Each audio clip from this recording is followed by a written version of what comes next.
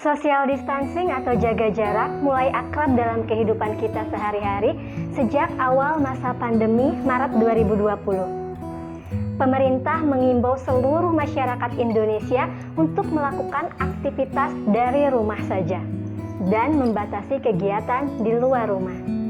Tentu, ini untuk kepentingan dan kebaikan kita bersama agar pandemi segera berakhir.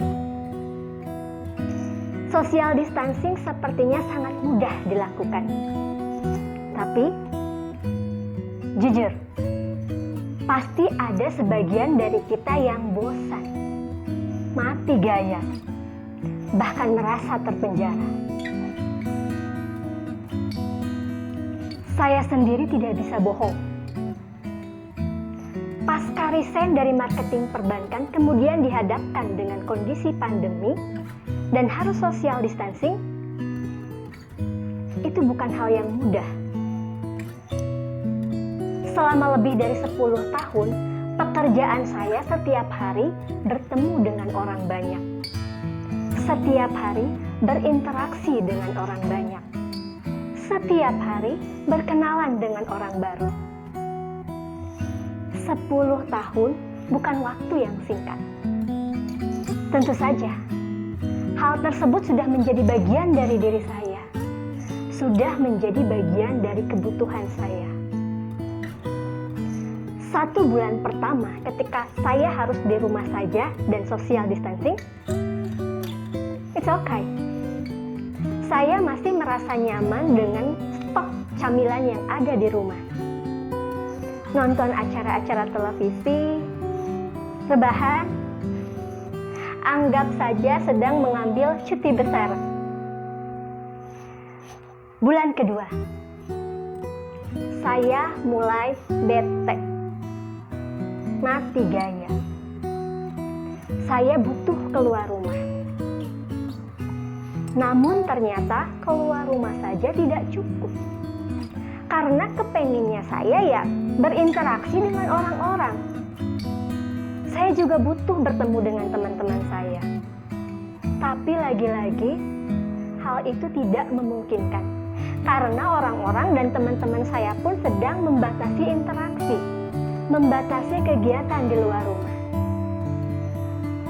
Bulan ketiga, saya down, demotivate. Kebutuhan psikis saya untuk berinteraksi dengan orang-orang yang sebelumnya saya lakukan setiap hari tidak bisa dipenuhi. Bahkan dengan keluarga pun harus tetap jaga jarak. Ya, saya uring-uringan. Ini siksaan buat saya. Pada saat itu, media sosial hanya wadah untuk saya iseng, nyapa, atau say hello sama keluarga dan teman-teman yang jarang ditemui. Dan itu pun saya hanya melakukannya di akhir pekan saja. Namun setelah resign, kemudian dihadapkan dengan kondisi pandemi, media sosial sebagai manifestasi perkembangan teknologi di era digital menuntut saya untuk lebih akrab lagi. Pada akhirnya, pilihan saya pun jatuh pada kegiatan serba online. Saya gabung dengan komunitas online, belajar online, berinteraksi secara online, call online, dan online yang lainnya. Teman-teman, social distancing atau di rumah saja ternyata not too bad, nggak buruk. Karena Tuhan sudah membekali manusia dengan kemampuan adaptasi dan transformasi yang sangat baik. Sehingga kita semua bisa menjalani segala bentuk kehidupan, bahkan jika terjadi perubahan drastis sekalipun.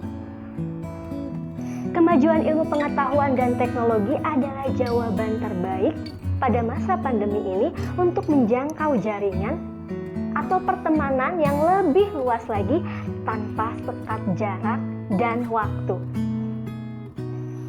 Saya menyadari bijaksana dalam menggunakan media sosial pada masa pandemi ini dapat membuat roda kehidupan kita tetap berjalan. Tentu, kita butuh edukasi mengenai fitur, manfaat, dan karakteristik dari media sosial sesuai dengan kebutuhan aktivitas kita. Saya pikir kemampuan komunikasi untuk transfer informasi secara online sangat kita butuhkan.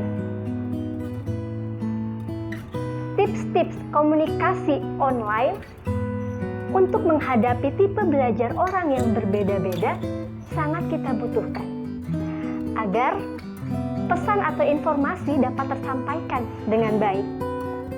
Oleh karena itu, teman-teman, jangan pernah ragu untuk ikut belajar online atau gabung dengan komunitas online agar selalu upgrade pengetahuan, terutama mengenai media sosial yang menjadi wadah kita beraktivitas dan aktualisasi diri. Saya sendiri bergabung dengan Writing Challenge Community atau WRC Community. Karena WRC menyajikan ragam informasi mulai dari dunia literasi, bisnis online, karakteristik media sosial, hobi, minat, bakat, lengkap ya. Saat ini banyak sekali kelas belajar online atau komunitas online yang sedang berkembang. Teman-teman bisa pilih salah satunya agar kita bisa tetap produktif di masa pandemi. Oke ya? Stay safe ya teman-teman. Semoga pandemi segera berakhir dan kita bisa berkumpul lagi seperti dulu, tatap muka lagi seperti dulu. Amin ya robbal alamin. Terima kasih. Sampai jumpa lagi.